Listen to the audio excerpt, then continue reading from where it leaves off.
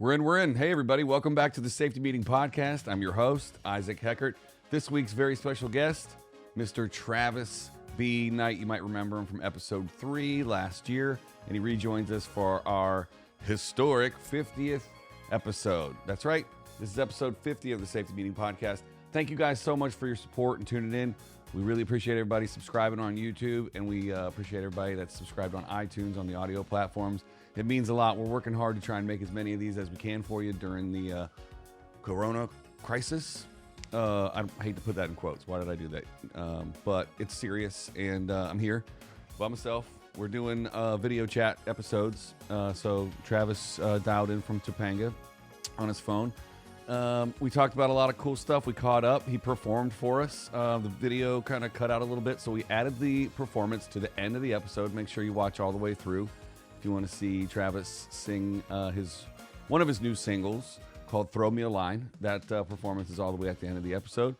We chat about all kinds of stuff. We catch up on Burning Man. He talks about his process at the end and some of his new influences there at the tail end. We make some jokes. And we had a great time catching up. Travis is one of my dearest friends. I met Travis on the second PA job that I ever had in Los Angeles on the former NBC lot, which is now Burbank Studios. We were doing a promo for, I think it was the super late show. And we became instant buddies, and we've been working together and hanging out ever since. Amazing musician, fantastic AD, writer, director, producer, and just an all-around solid dude. So I hope you enjoy this episode 50 of the Safety Meeting, where we catch up with Travis B. Knight. You can catch him at Travis B. Knight on Instagram, or you can go to, I got it written down, TravisKnight.com. Am I right? TravisKnight.com, TravisBKnight.com, TravisKnightMusic.com. I was so close. Thanks again, guys. We'll see you next time on the Safety Meeting.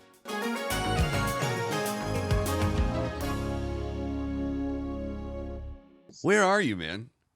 I'm on my back porch. But what part? Can you reveal what part of the world you're in, or do you not want to talk about it? Currently in an undisclosed location due to my political ties. Copy that. Well, hopefully you're safe and everybody's well quarantined. No, yeah, we're quarantined up here in Topanga.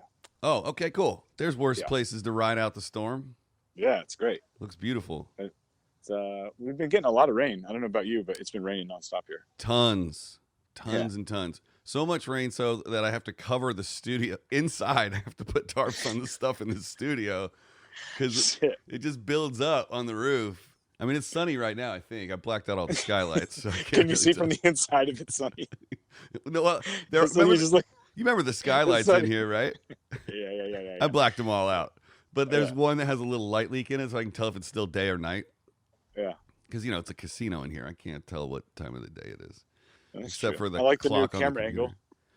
Thanks, man. When you see how it looks on the GoPro, I think it's I've watched I like a lot of the split screen shows you've done, like especially the 4-packs are nice. That's just I appreciate that. It's completely out of laziness from not wanting to do an hour and a half left right cut to see who's talking.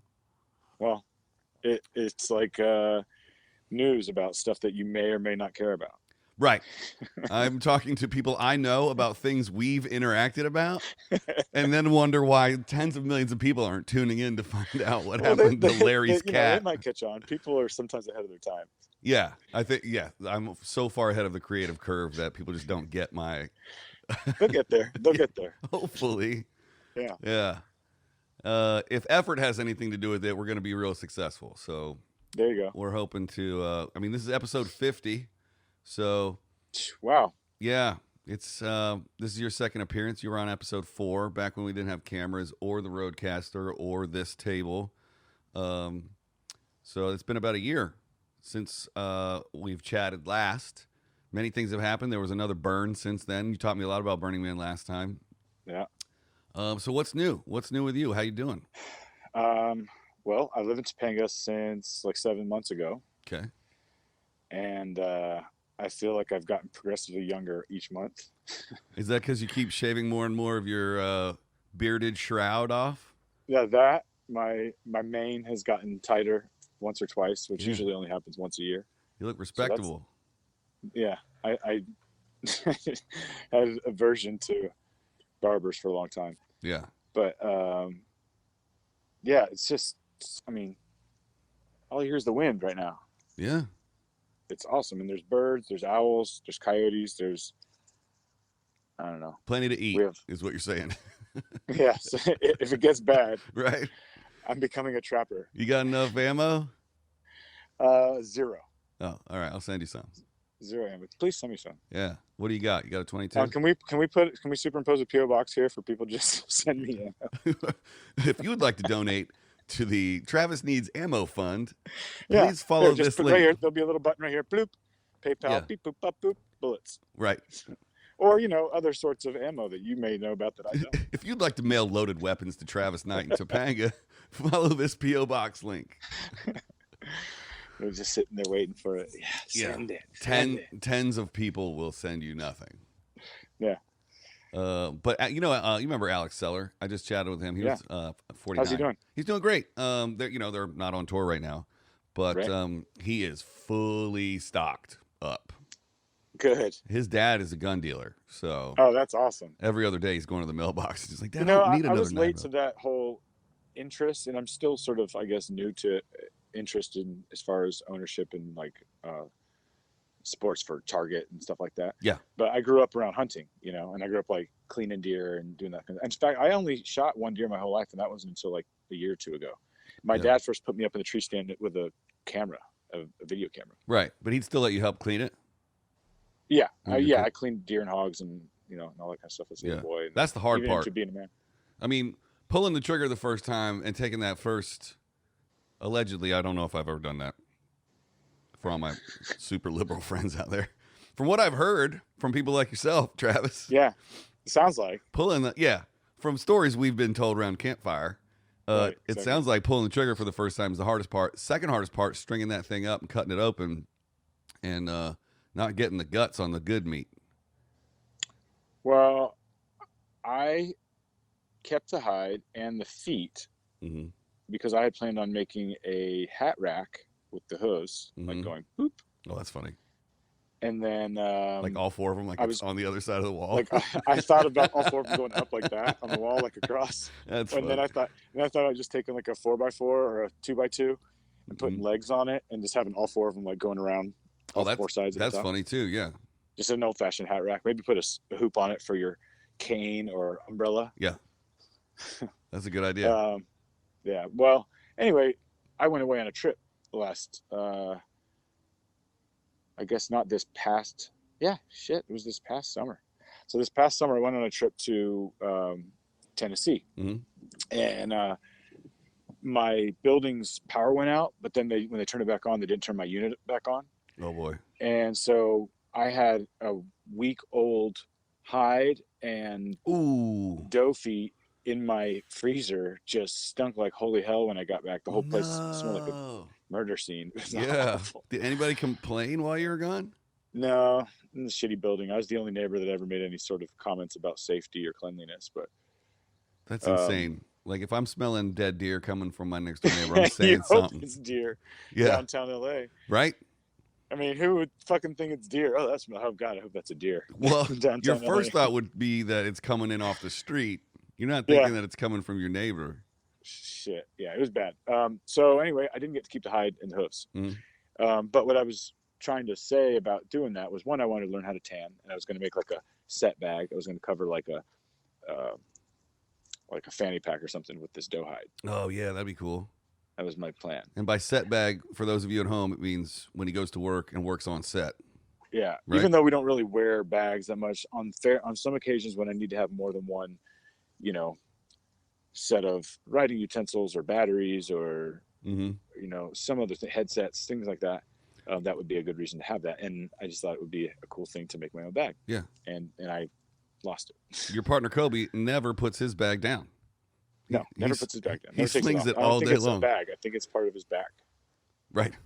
Because you never know what he's got in there. It's like a bag of holding. He just pulls unlimited things out of it all the time. It's somewhere between like a magician and Yeah, probably a magician. Yeah. Yeah. Right now, he's like a political scientist, though, with all the information he's been pulling out about the virus and putting on his stories.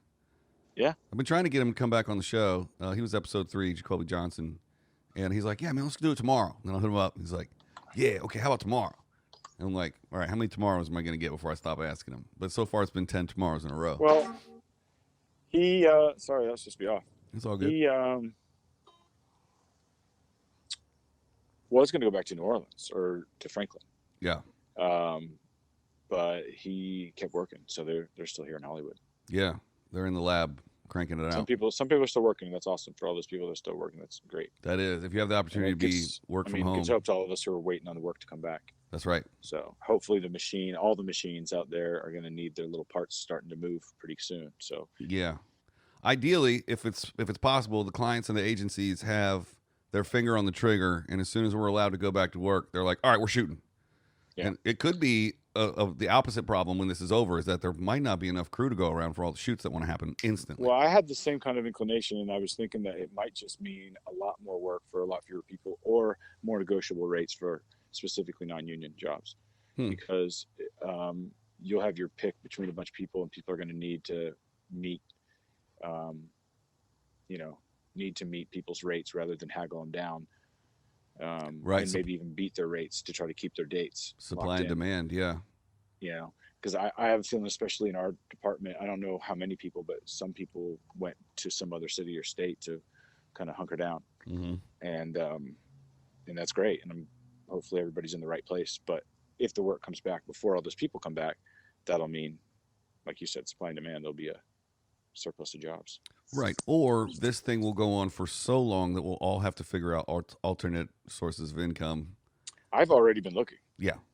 I mean, I've been looking not for the hopes of a career change, but just for like some oh shit money in the meantime of what this oh shit period is. Right. I have a friend she and her husband, who I'm newly acquainted with, live in Idaho, and they have a garlic farm, and they also distribute garlic to mostly West Coast, like Western United States. Like they have a southwestern route and then a northwestern route. Yeah. Where they buy stuff from Argentina, largely Mexico, seasonal garlic, because Idaho only grows garlic for one period of the year. So okay.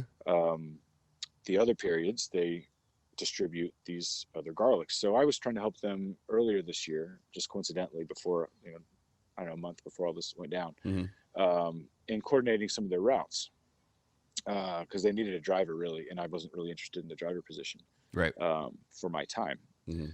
But I was like, I could coordinate some drivers, and I can make a whole fleet for you. In fact, I know people with trucks. Like I could easily coordinate, not easily, but I have the resources, is what I meant, to coordinate that. Yeah. And do multiple cities too, especially with the different people that we know in film that have trucks or truck driving capabilities. Sure. There's a lot of Teamsters not working right now. I was like, at the time I was thinking I could put a lot of my PA and art department and Grit Buddy that have driving experience, an extra, union rate day a week kind of thing, for these garlic routes. So we were talking, and then they didn't really have at the time the orders in those areas, but we've kept in touch. And in fact, he was just back here like a week or two ago and did the run himself and had a great time. But I hit him up recently again. I was interested. I was like, hey man, remember how I didn't have time to do that truck run? Mm-hmm. I was like, well, I got time, man. I got a truck. So that's right. Make go learn about garlic. Yeah. That's such a country western thing to say too. It's like, that's such a country song. It's like, I ain't got nothing but time with me and my truck. Yeah, pretty much. Remember how I said I didn't have time? I didn't want to drive? Well, yeah. I got all the time in the world, and now I got a truck. That's right. That's right. But it's working. All the stay-at-home stuff, at least in our state, we have the cleanest air in the world now in Los Angeles. That came out yesterday. In the world? We Los Angeles, or the cleanest we've ever seen in the world. From what they said yesterday, which I find it hard to believe, Los Angeles has the cleanest air of any major city in the world right now. That I would believe. It's pretty crisp here right now. Major city, and I wonder what they define as major city. Right. Like, are you all right? Yeah. You have to ask people every time somebody coughs now. You'd be like, you okay? Yeah, it wasn't a dry cough. Oh, okay. Well, dry. Not to joke about, but it wasn't a dry No, it's nothing to joke about. I wake up every morning like, am I? Do I have it? Is it today the day? Do I have it now? cough. And like, no, you smoked for 20 years. You are just dealing with the repercussions of quitting that. Yeah, I actually had some social smoking during this break that I Yeah. wasn't doing for months. Of cigarettes? Well, a little spliff. Yeah. Oh, Yeah. so you pulled back on the consumption of marijuana, which is completely legal in the state of California for those of you listening outside of California. I didn't buy any marijuana since it's the beginning of the last week of December. Wow. Yeah, That's a- and then I actually was just like passing on most offers for a while, and then somewhere in there I was hanging out with people and had one or two, and we were on vacation and people offered. And then I was with my dad, and Yeah, he was, I'm not gonna turn away a cup of tea. sure. So, So you got to smoke with your dad? Yeah. That's awesome.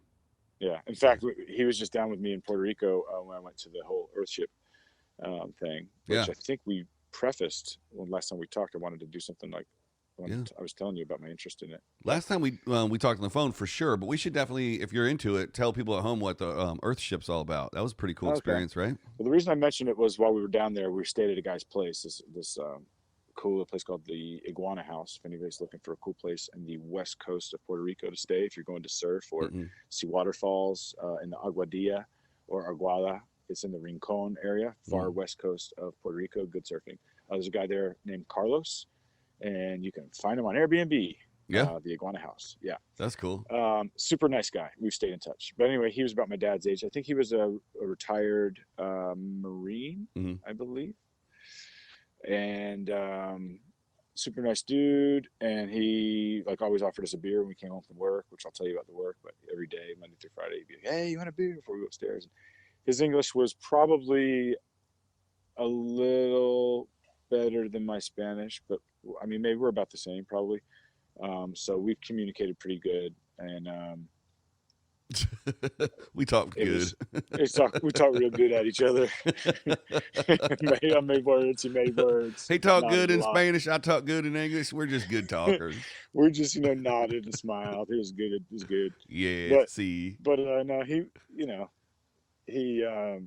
was a cool dude. Anyway, about halfway through the week, something came up about weed, and he's like, I think he invited us to have all the people there, all the working people, or the people that work at the site with us, to come over and have this like party or like a, barbecue or whatever at his place because he had space for it. He likes to entertain, Mhm. and he mentions weed. So I was like, oh well, some people probably smoke. I don't want to be impolite. He's like, oh, it's no problem as long as they share. And then all the guys are like, what? So then my old man was like, hey, Carlos. And then we come down the stairs and there's like these two 65-year-old dudes like making a weed deal. Mm-hmm. And then the dude comes and there's a drop off, and it was fun. It was classic. It was like high school, Nice. seeing this little exchange. Because now, you just go into a store, like there isn't this whole like step over to the side and be like, hey, did you have pot? Right. Like this. Hey man, you Oh hold yeah, just let's go behind the Pizza Hut. I'll sell it to you there. It's so true, and it's weird that it's become such a part of our lives now that when you talk to people from other states, you're like, "Yeah, I was at the weed shop the other day, and I couldn't decide between like blueberry and like whatever," and they're like, "Wait, what?" It's like you have a store that you can go into. Well, not even stores. How about this? On quarantine, I didn't want to go to the stores because I figured too many people touch those counters, etc. Yeah. And I said how I recently had a little bit of weed when I was with Pops and Carlos, and then in Puerto Rico. And when we came back, once this thing got on to sitting around and having a little bit of extra time in between guitars and exercising and reading and cleaning and how many projects can we do at home, Mm-hmm. I called back up the delivery guy, of which there are many. And LA. we're not talking about an app either. And not this one. However, I think they have one. This one's just text them what you Right. got. This is That's the guy. That's cool. So yeah, it's like somewhere between an app and the meeting behind the Pizza Hut, but he comes to your house, Right. and it beats the store prices. You just got to, be willing to wait an hour. Yeah. Like old school. Back in the day, it was like you might waste half a day waiting on somebody. Right. And you can't for go nowhere. Whatever you're waiting on. Right. For any delivery service. What was the song? First rule is you gotta wait. Yeah.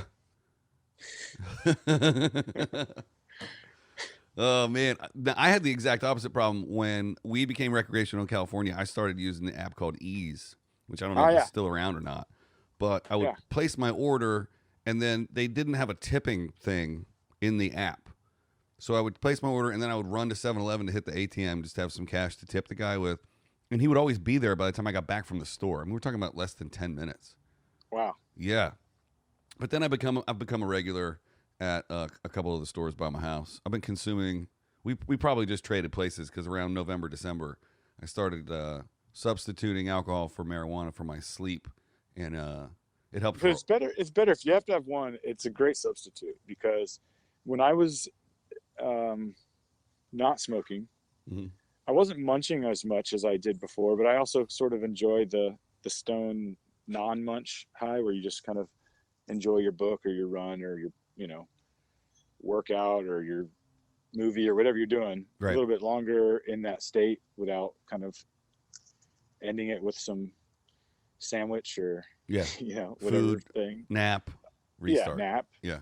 But I also found that I was drinking more, which I wasn't drinking a lot before. Mm-hmm. I've never been much of a drinker. I've just been sort of like, I had my binge years when people were, when you're playing in bands or in college or at these, weekend rager types, or maybe just you and your neighbors do that on the regular. Yeah. Um, it was that, but I was never like the kind of person where if there's a 12 pack, I got to drink it.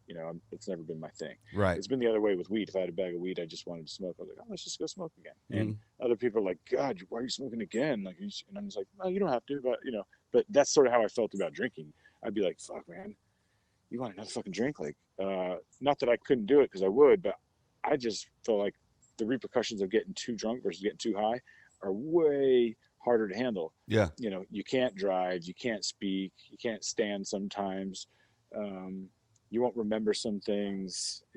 There's a poor decision making. Yeah. And all around sort of looseness that doesn't happen with the laziness that you might get from, or this sloth, if that's something to avoid, that you might get with smoking too much. But Yeah.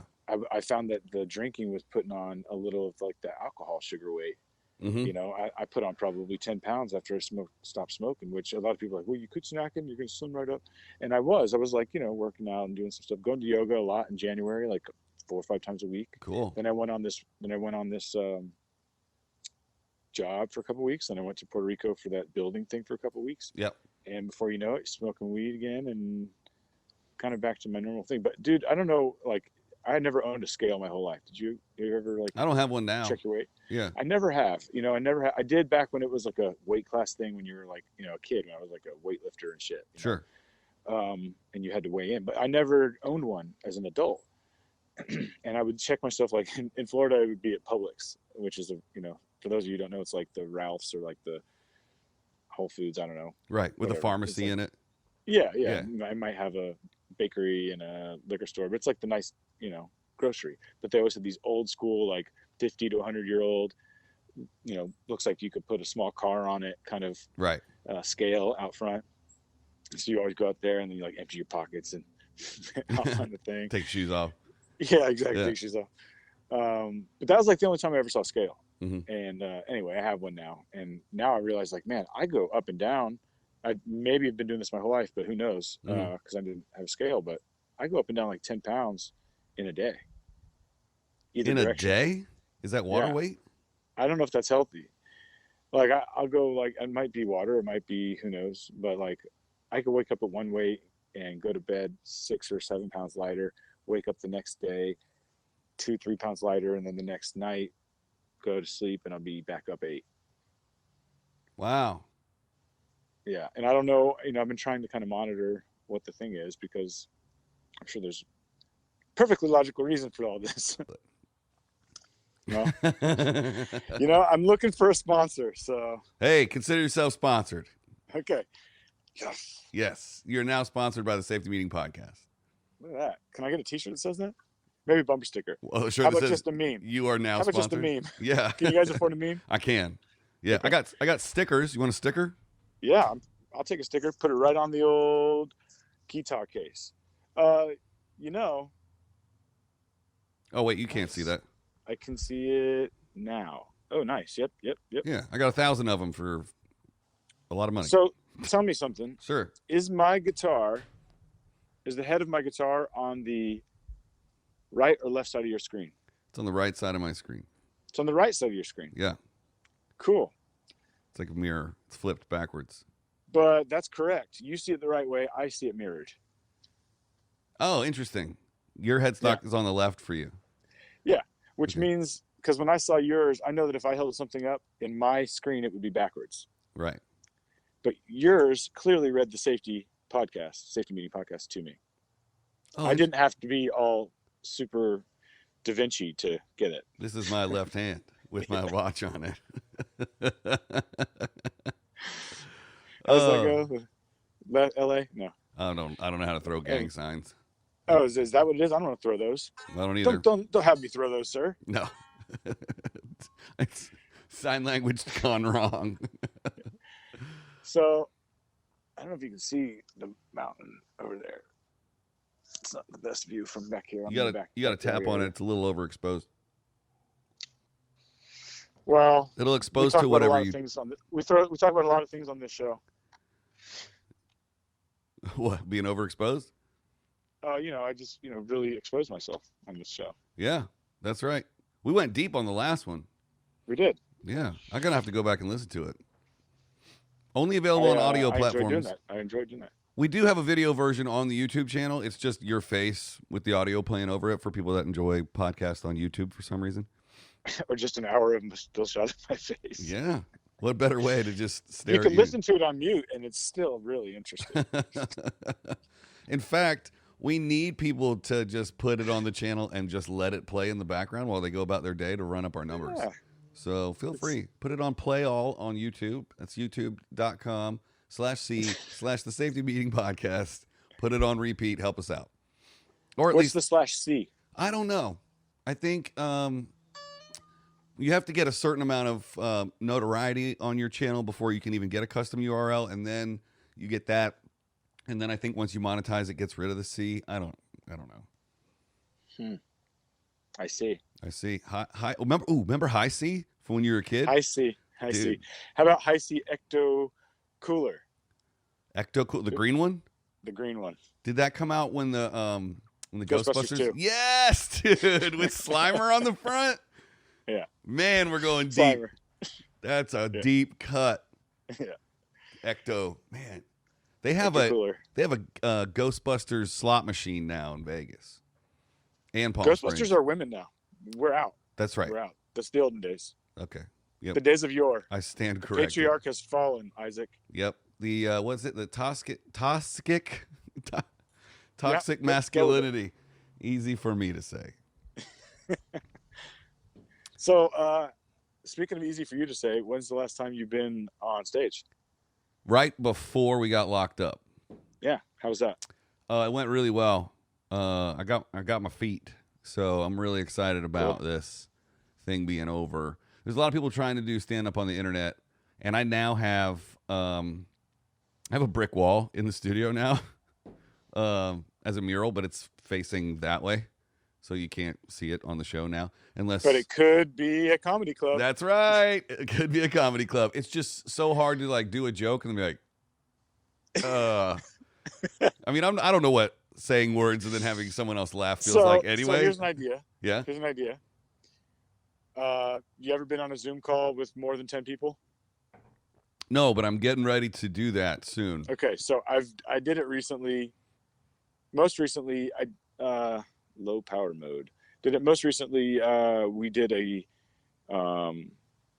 Ohm Skillet grilled cheese party where we all called in from our kitchens and cooked different grilled cheeses and hung out together. That's and awesome. Drank wine and stuff. Yeah. Right. So there was like pages you had to scroll through to see everybody. But I think there was an option to look at them all. It was just like, yeah. I don't know. I couldn't.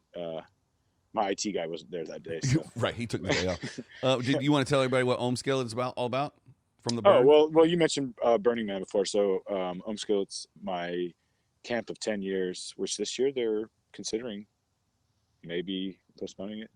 we'll see. They're It's gonna the end of the summer, so they're gonna postpone the burn, huh? and they might, yeah, and they might not refund all the tickets everybody bought. We bought like 30 or 40 tickets.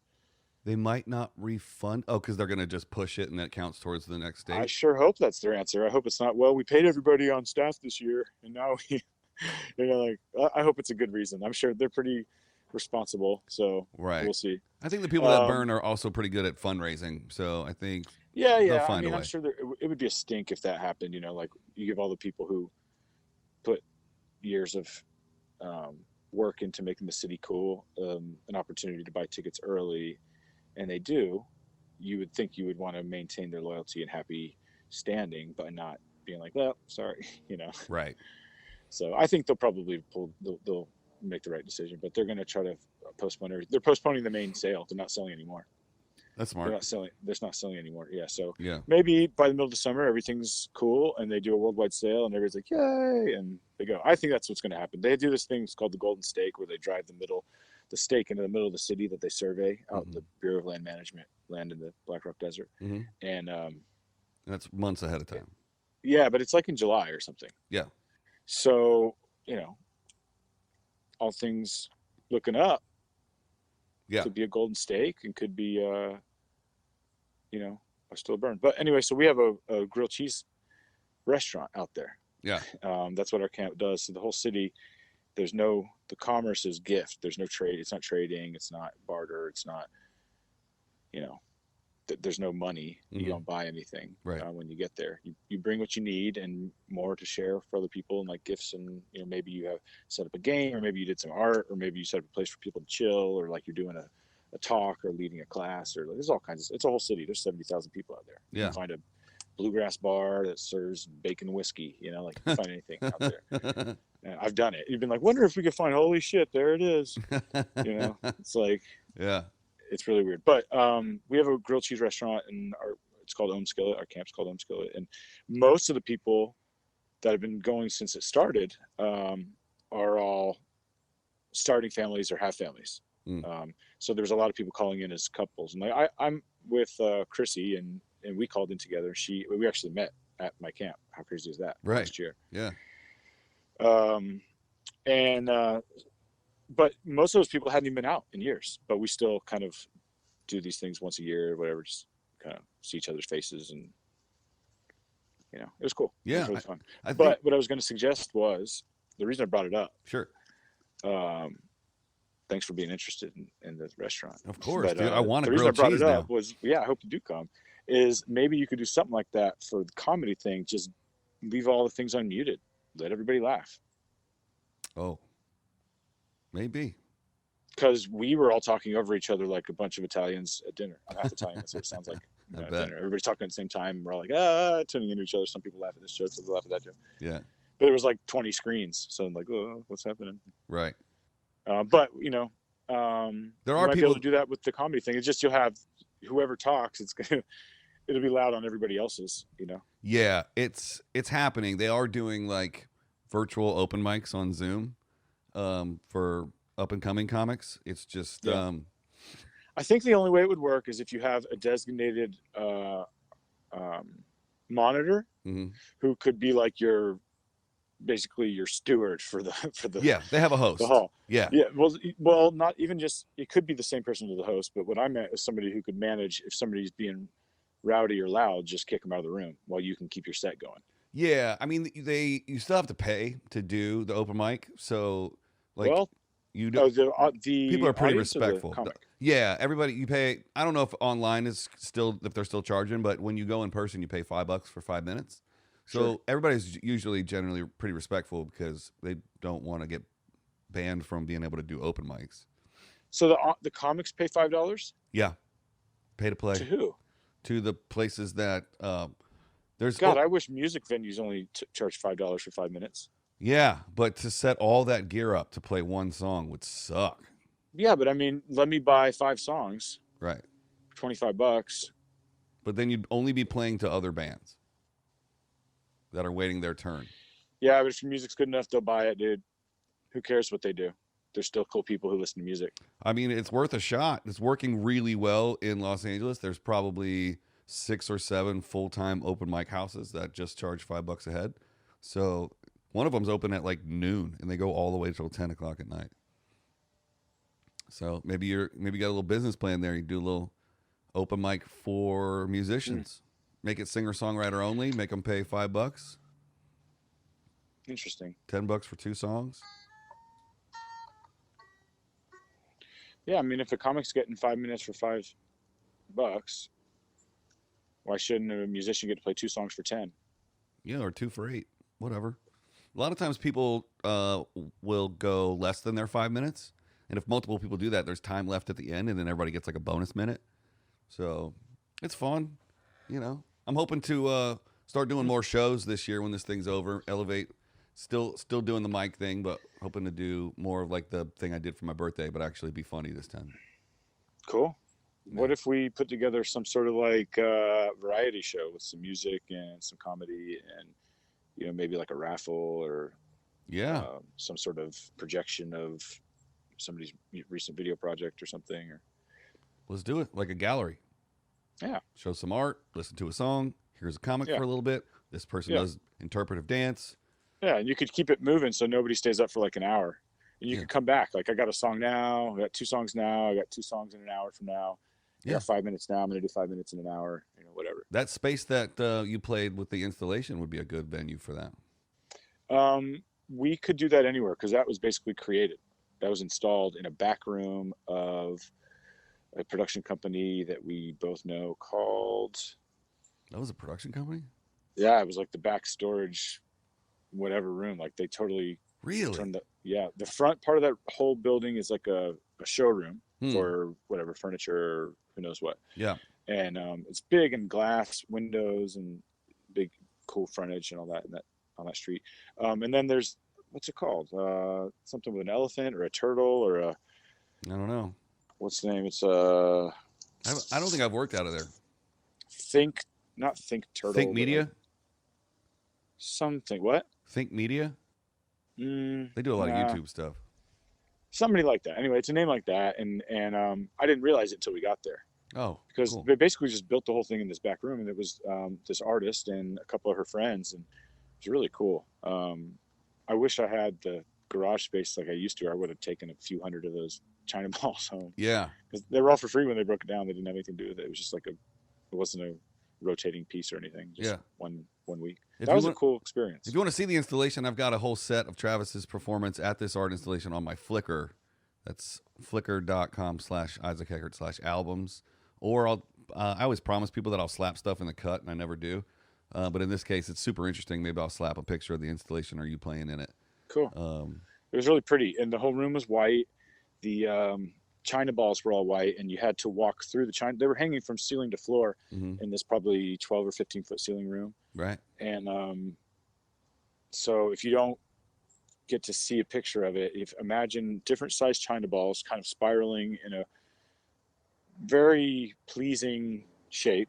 It was like abstract, but very pleasing. It was done tastefully. I don't know how to describe it. It sort of envelops you like a couple different spaces as you walk through it. Yeah. And they had a little like Topo Chico non-alcoholic bar set up, and a stage that was like, I don't know, a foot or two off the ground. But the whole place was white, and all the China balls were white. And then they had some really cool high-powered LED, not sky panels, but wannabe type single tube Versatubes, basically. Yeah. And they're about 4 foot. Yeah, like Versatube. In different areas, and they're changing colors as. And he had some cool palettes, and the guy who put together, who curated most of the music, he actually was the guy doing the lights. He was like so into it that he was like performing the lights live with the music. Right. Which I think is really cool. It was a really immersive experience. It was a great night.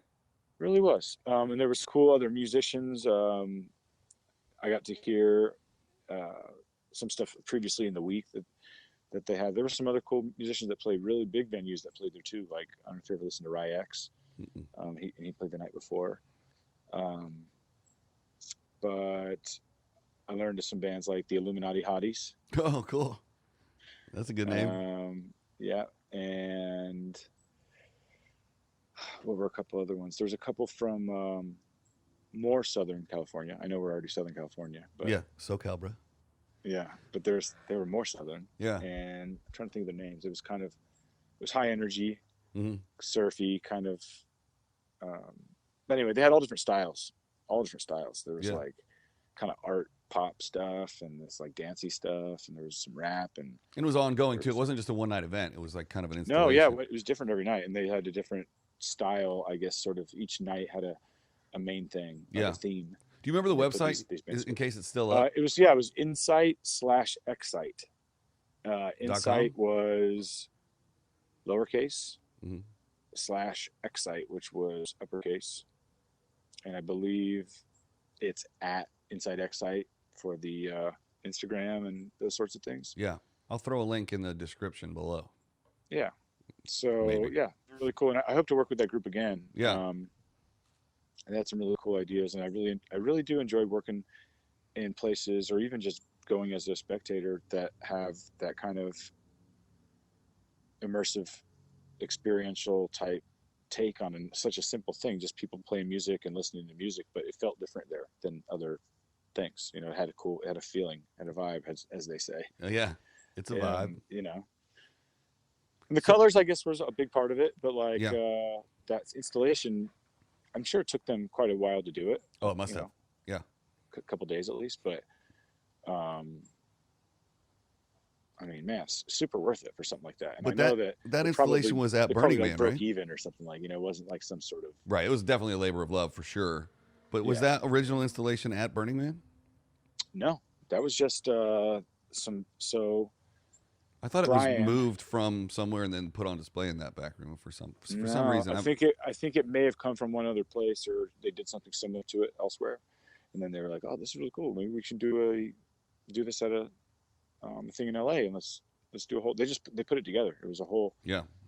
you know, DIY festival. So it was really cool. But I thought they did a really good job. I hope to play with those bands and with those um, show creators again, Yeah. because they had a kind of a fresh take on doing a really basic garage band kind of Sure. festival, you know? Yeah. Speaking of performances, you had some interesting things lined up. Like you were gonna kick off starting to play out again and drop some Yeah, new I had a music. show booked at the Silver Lake Lounge, Hmm. and I've been playing these duet shows over since summer through, I guess, into the holiday season, and I haven't really played live this year around town yet. Yep. Been traveling, and then now we're all in lockdown. But I had a show that was planned, and you know, had the chick that plays with those duet shows with me, Andrea Witt, who's a really rad steel pedal guitar, Hmm. um, pedal steel guitar, and a fiddle player. And so she was going to play, but she's now on tour, and then I guess probably tour is over. Elia Thade was going to come play on bass, and she was on tour down in Australia, was going Hmm. to come back in time, and now that tour is on hold as well. And then Keith Crutchfield, who was in Atlanta, was going to fly back and play drums. So I had this kind of like really cool, exciting ensemble of people that I've played with before that they'd never played together. The Hmm. band, that particular lineup, hadn't played together, but Keith and Ellie both played that Inside Excite show. Yeah. Um, but literally 2 weeks before the show or something, because it was going to be not even 2 weeks, maybe 10 days before the show, Hmm. we were setting up a rehearsal. It was going to be right after St. Patrick's Day. Oh, yeah. And I get an email that says, hey, Silver Lake Lounge sold. Oh, I'm like, wow. what? Yeah, they said they sold the venue. They canceled all their shows. So I had some tickets to refund. Not a lot, sadly, but I had. Right. But, you know, we'll get a chance to play again. I think people are going to get really excited to go out, be out.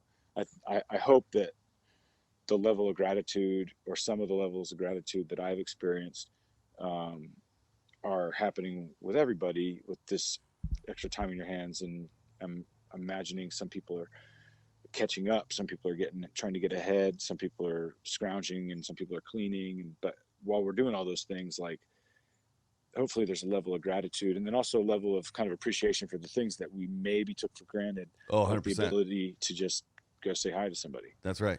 And you know, also we took for granted the idea that everything is safe and everything is clean. And while I don't buy all the hype, I Mhm. have had a little bit of a different kind of, recollection of the way I have lived out in public, as far as what I thought was, it's fine.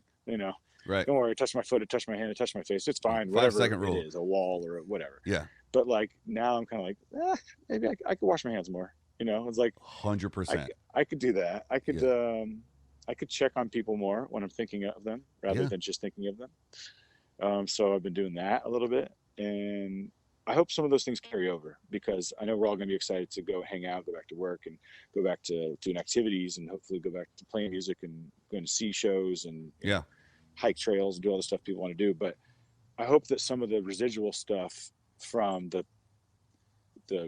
gratitude and the reality check and the kind of prioritization of what actually matters, 'cause some stuff we really spend a lot of time and energy on. I know in my life that I've invested over a decade, that I'm just kind of like, this is a great job. It's a great art form. The people are amazing. The opportunities, the abilities and talents that I've developed by working in film have been amazing. Is it the most important thing on the planet? Absolutely not. Is it, saving lives? No.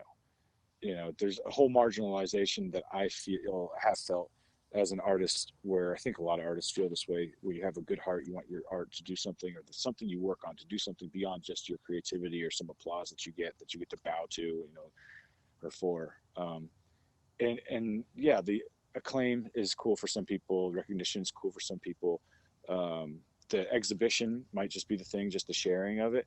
But really, I think we're all moved most when like something is put on for another reason. So you're like, we're doing a gallery tonight. It's Bob's a painter, whatever. Everybody likes Bob. Who gives a shit about his paintings? We're coming because Bob's paint money is going to feed somebody, right. Or it's putting a house over, Mary, or, whoever over here had a tornado and we're going to play a bunch of songs. You guys are going to drink beer. That beer money is going to go to put some roofs on their house, right. That kind of stuff. That's happening now, and it was happening with like the Nashville people were doing that after the tornado that just happened there. That,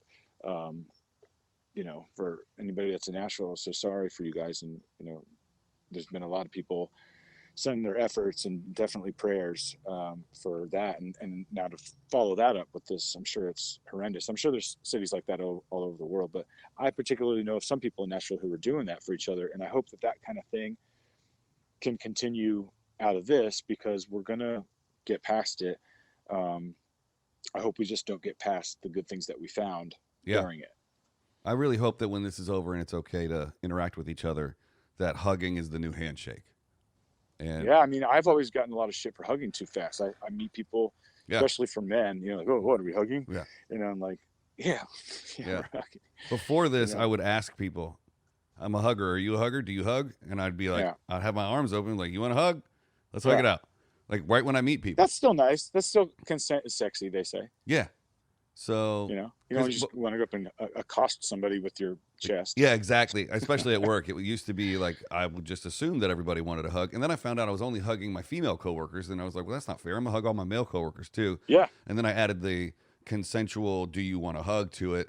But I'm looking forward to that. It's been, unfortunate. Do you want to hug?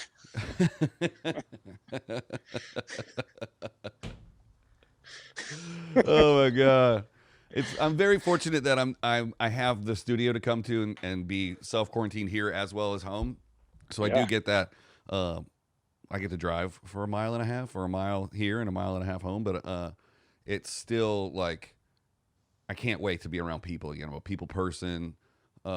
This is the next best thing, being able to see your face and talk to you online. But it is weird though, isn't it? It's like super sterile. Yeah. It's so, and it's still affecting people that are like self-quarantining and socially distancing. And then you see people that are running around and not paying attention to any of the rules, and they're fine, and there's no justice to it. So I hope it's over soon. They sent all their careless people to my home state and to be on the news on the beach. Right. Did you hear that one kid? I planned on this party for 3 months. There's no way. I came down here to party, dude. And you're like, 3 months? I guess when you're fucking 18, 3 months is a big chunk of your life. But those interviews, dude, I want to cut together like a mega cut of just everybody going, so bad. I'm not going to stop partying, dude. Oh, dude, that was a really good butthead, by the way. Thanks. or Billy Yeah. Bob. I've been working on my Billy Bob since Jeremy did it 3 episodes ago. Okay. I like doing all the King of the Hill voices when shit gets crazy. Oh, Boomhauer's my favorite. Well, you know who we call Boomhauer? Who's that? Marcus. Oh, really? Yeah. Oh yeah. That's right. He kind of mumbles, doesn't he? Mark, you kind of here you go, my man. You just Boomhauer me, man. Have you talked to him lately? I haven't heard He's from just Marcus like, in a "Yeah, man, while. everything on me." I need to give Marcus a shout out. How's he doing? Yeah, give him. He's good. I haven't talked to him this week. I reached out to him like a week ago. He's good. There's some people I that you think him feel and like. Colby stayed in touch. He was cutting Colby's hair still, so I don't know if they've seen each other, if they're in their quarantine 5 or not. Right. I think Colby's got a little collective of folks that he's from the start stayed locked up with, and he's chefing it up for them every night. I tell you what, the pictures of all this food people are cooking because they got nothing but time. Yeah. Man, it makes me real hungry every day. I'm just going through Instagram like, man, you spent 6 hours making that? I don't even never heard of that before. Dude, we've been having the crock pot going. I went out and bought a bunch of cream cheese and things to make cheesecake. Mm-hmm. We made homemade buttercream icing the other night. Wow. And cupcakes and stuff. Yeah, we made like orange marmalade. I don't know. It's gotten fancy up in here. I had at home caviar with steak a week ago. What? Never even had caviar. We had caviar and wasabi, not salmon, but wasabi. I forget the fish. Was it trout roe? Wow. Some fancy shit. Yeah. We're eating out of the little garden here, making little salads out of the garden and like that's amazing. spices and stuff in our drinks, coffees and toddies. That's Been one making thing. A lot of those piscos. The one thing that I'm dead set on is that as soon as this thing is over, I'm gonna start looking for a house because I need that. I need yard space. I need to be outside. But you can make a garden on that patio that you have, bro. You can make a nice garden. Yeah, I got a succulent garden up there. It's doing real well with all the rain. You can make yourself a real nice garden. Just make a raised bed all out of wood. You're a woodworker. That's right. Gave up the shop though for the studio. So 2 reasons why I want a house now. I want to make the garage a wood shop again. I want to have a garden in the back. I want to get a pool. And I'm about to have a helicopter fly over the studio. And the lighting changed when you looked up. Like, whew. You looked up. It was like, Isaac, listen to me. Just on just on your camera. That's my backlight. It's got a little halo going. Super inside baseball. Riveting shit. I wonder why millions of people don't tune in every week. But I think we just hit the hour mark, but we had a little technical difficulty in the middle. Do you want to take us out with another song? You got another song for us? What have I been playing lately? I will send this your way. How about this? I've been listening to a lot of Saharan blues. Yeah. I'm sure you've heard of the band Tin Arwen.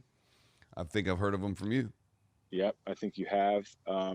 If you haven't already listened to them, check them out, please. And if you go to Spotify or SoundCloud or wherever your streaming, venue of choice is, put in their name, put in the word Bombino, Bombino, Mm-hmm. who I think recently has something on None Such, produced by Dan Auerbach. Okay. Which I'm excited to hear that in its entirety. But I've been going deep on those guys and the people around them, Mdou Moctar, and that whole genre has just gotten me. I'm enamored. I'm like the rhythms and the style of play and the sounds of the guitar are all so heavily interwoven and inspired by U.S. rock and roll, blues rock and roll from the U.S. So a lot of Zeppelin, that kind of stuff, but also like Hendrix and like Dire Straits is a big one that they all reference. Okay. Which isn't on my short list, but I hear where they're taking the golden nuggets from. And there's this other also very like minor scale that all of that. So they're Tuareg. That music is all Tuareg. Those people are called Tuareg people, and they cover like 5 countries in that area in the Sudan desert, or Saharan desert. But yeah, there's like this melody, this like quality to that language. And then also like after they were kind of squeezed over there when there was like the Arab Spring or Arab invasion that, you know, kind of moved a lot of the peoples around Northern Africa. Um, so there's a heavy dose of Islam in the stylings and the lyrics and the singings and things. So there's a mixture of those things. And then there's some English singing, and then there's just some straight like just rock sound and stuff. But I like how the percussion setups, even though it feels like a full electric band with like what we consider a trap kit, like, you know, kick, snare, hat, cymbal, maybe some toms. It's usually just like a doumbek, which is like a small djembe, sort of. Lordy usually has a higher timbre and like metallic. Sorry, You know what that those is? two things. It was like something super obscure, and you're like describing it with something else super obscure. And Oh. I couldn't hold that one for a second. It's a Oh, doppelganger, yeah, well, which is a lot like a hoopy wonka. okay. So the djembe, the thing I'm referencing is a big wooden drum, popular in Western Africa, specifically Ghana and like the Awe people and hmm that Western coast, made out of like lenge wood and some other woods that they have there. And it's like goat skin, and it's like that big like boom, boom, boom, like that, you know, drum circle. Famous, the guy who's doing all the lead stuff, and like it has a lot of different sounds you can make on it. Well, imagine that smaller and sometimes metallic instead of wood. hmm So it has a like plack, plack, plack, plack kind of sound. Sure. Um, and sometimes that was like that tabla sound where you're like hitting like a heel of your hands, so like boom, boom, boom, Boom. kind of a little bit. Yeah, Boom. yeah, exactly. hmm So that with like lighter percussions, like chimes instead of cymbals and things like that. But you add those with the rock guitars and like claps, and you know there's a lot of call and response, which is cool. Like some hmm guy might be like, and the group, then there's like a bunch of guys that know, and like you don't even know the word. I don't, Right. clearly. um but it makes me want to sing along. I'm like, yeah, what do we sing? Let's sing that shit. That Yep. sounds awesome, you know, whatever it is. And so I want to learn a little of the language because I'm a little bit of a linguist geek. I hmm feel bad that I don't know exactly what I'm making phonetics to, but it's really cool. It's, I mean, and then there's some really, really like just sweet kind of bouncy lullaby, like walk in the park kind of songs. Like there's just this whole array of stuff that I'm just having on repeat all the time. I mean, I build a lot of fires out here. Yeah. We have a lot of fire. We don't have a TV, so there's like the fireplace is like where we hang out. And That's kind of awesome. yeah, and it's one of my favorite parts of this house. But so we just had that. Just, I don't know, Chrissy stumbled upon it, and I was like, this is what I was talking about. I kind of basically was telling her how I wanted to take the styles of sort of like the song that I played for you, that kind of soul style with a little bit of that kind of old country western hmm attack on it, but with the island kind of that I like to play, like the, you know, as being a bass player and a percussion player and stuff, like I like a little bit more like the kind of upbeat, like, you know, island stuff, and you know the Fela, like Afrobeat stuff, hmm and so I was just referencing these different types of rhythms along with that sort of soul meets twang, and then herein walks this whole genre, which it's not the way I would have gone about doing it, but it's definitely influencing the way I'm writing new songs hmm and thinking about ways that songs can be, because it took a lot of those elements and they did it, you know, their local way, which is really cool. Right. I'm really into it. And But do it you, was honestly like one night I'm talking about, you know, it'd be really cool if I could do this and I want to do that.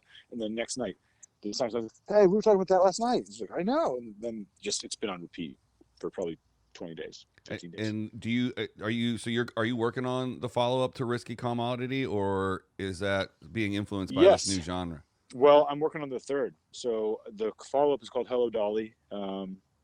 It's been in like mastering mode for the last 4 to 6 months. hmm It's kind of gone to shelf and back a couple times over the years. It's hmm taken a few years to kind of finalize it. We got it to a finished mix last summer, and then there was a couple tweaks I wanted to make, and then we all went out of the country, and everybody's been out of the country back and forth, and still until then. So when this is all said and done, that just needs a mastering. I need to do a final mix down. There's a couple little things I want to delete. hmm Um, but you can keep going on that forever. You just have to stop at some point. Right. At some point, you just got to move on. drop it and. Yeah, you just got to move on. I mean, I'm already past its time. Like the original tracks, some of them were cut 4 and 5 summers ago. Wow. So be messing with something, Was that written like during Risky Commodity? You were also writing Hello Dolly, and then you just kind of picked what was going to go on what album through that process?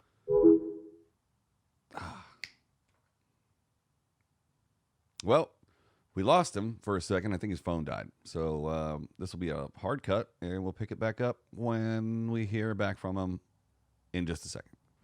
He's back, everybody. He plugged his phone in. Welcome back, Travis. Hello. I've relocated. Is that a shipping container behind you? It is metal corrugated wall, which, yes, probably is what is the side of a shipping container. You know how much I love shipping containers. I do too. We could do another whole episode just on that. We should. In about 4 months, when we both have our shipping container compounds fully up and running. And stocked from Mr. Sellers. Yeah, that's right. Just to answer your question about writing consecutively or concurrently, I write. Haven't been writing lyrics as much.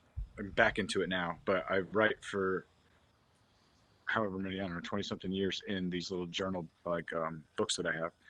And then I write music, and then I go through those books and kind of pair words with music I'm writing at the time. So sometimes those music pieces don't get actually recorded or put down on a song that I'm playing out, but I keep the snippet like on a voice recorder or my iPhone or something like that.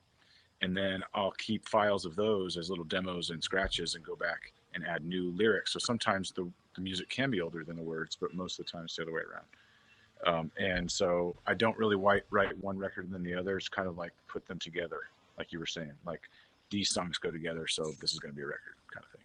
Right. Although I've been feeling more like writing things that come out in the same period of time might be interesting, just as a snapshot emotionally or geologically or whatever. Like, this is just what the world is right now. But I've always, I don't know, I think you're this way too, when one of those nerds who likes albums, Yeah. Like, I like that song. Let's hear what's next. That kind of goes with this, Yeah. That'd be cool. What's your whole thought here? Yeah. But, whatever. People take it how they're going to get it, however they're going to want it. That's how they'll listen to it. But right. I do have new songs, and that one I wrote from you for Play For You Today, I wrote last summer and looking to put that on a record. So yeah. Well, it sounds like you're doing really well out there in Topanga. Looks beautiful. Looks so far, like good. Looks like you got some bamboo back there, and dude, look at there's the mountain over there. You can't really see from this side of the house. Oh yeah, it's yeah. Like, whoa. Over there, whoa! You got the same shady triangles that Jeremy has in his backyard in Playa. Oh yeah. Wow, you Down look below. like you're up on the roof. I'm up on upstairs. That's awesome, man. That's a beautiful little place you got there. Can't wait to have you. I'm It'd be great to do a little acoustic and comic cookout. Yeah, that would be great. As soon as this thing's all over, there's going to be all kinds of stuff to do. I can't wait. There's enough places too. We could volley and go, music on, and then the comic starts at the other place, and the whole crowd could just walk over there, and then they could walk all back. Yeah. So that way you could change the stage over without having to wait. Yeah, or it could just be, if you feel like music, you go to the music stage. If you feel like comedy, you go to the comedy stage. If you feel like barbecue? Yeah. Go to the fucking barbecue. That's where I'll be at. Yeah. That's all what's right. up. Well, Travis, thank you so much for coming on the show the second time, episode 50. It's a landmark for us, so we appreciate you being our special guest for the halfway Number mark 50. to 100. And we look forward to seeing you in real I appreciate life. being here, man. Thank you. Awesome. I appreciate you making the time. Stay. I know I've got some time right now, but right. setting aside for doing this is cool. So thanks. Yeah, I want everybody to check your music out. I'll plug you all in the comments and the descriptions. Everybody go check out Travis. And Travis, thanks for joining us, and we'll see you guys next time on the Safety Meeting Podcast. Thanks a lot. Thanks, Isaac.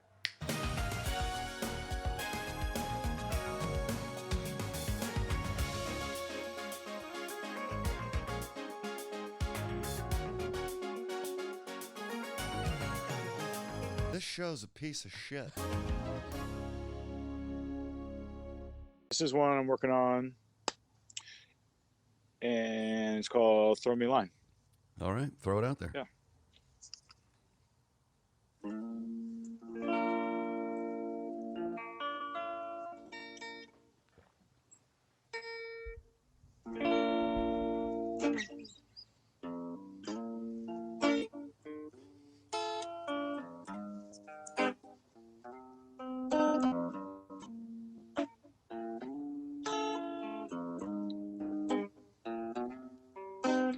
Throw me a line. Something I can hold on to.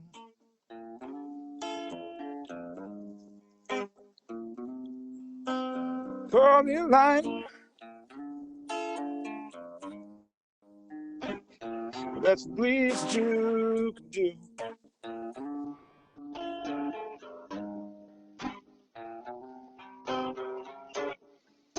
I know, babe, that you're trying. Baby, believe me, that I do. But before you go, babe, do me one thing and just throw me a line.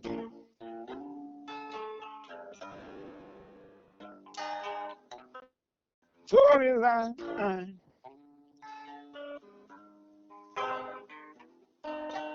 Throw me a line.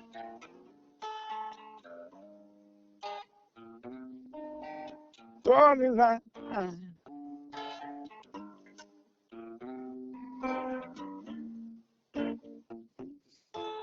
Throw me down where I used to beg you to. She said, hold me down. Oh, let me throw it on back to you.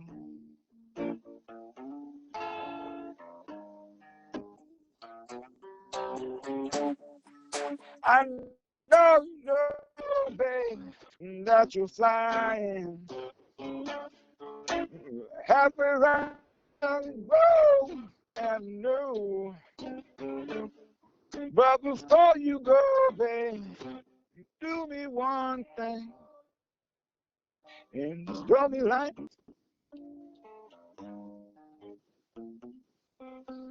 Throw me line.